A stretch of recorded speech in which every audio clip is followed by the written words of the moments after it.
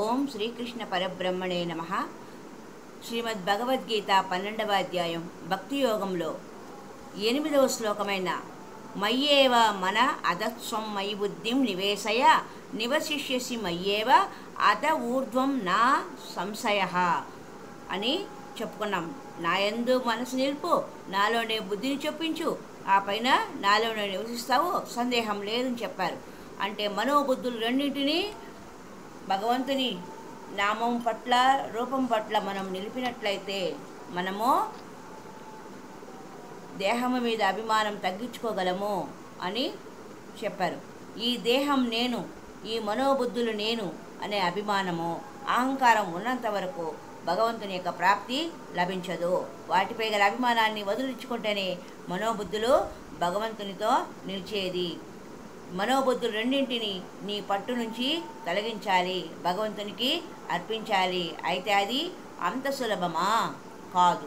శివానంద లహరిలో స్తోత్రంలో ఒక స్తోత్రంలో శంకరాచార్యుల వారు ఇలా అంటున్నారు.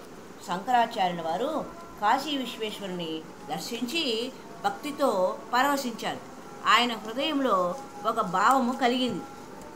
ఓ పరమేశ్వర, విశ్వనాథ, నీ కష్టం చూచి నేను భరించలేకపోతున్నానయ్యా. నీకు ఒక ఉపకారం చేయాలని నాకు కనిపిస్తున్నది.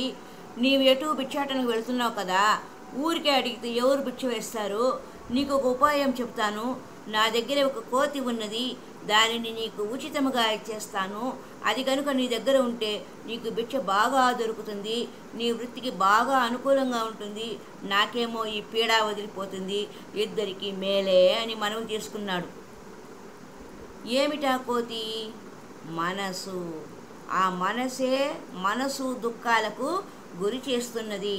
దానిని వదిలించుకొని భగవంతునికి ఇచ్చేస్తే మనము ఆయనలో ఉన్నట్లే.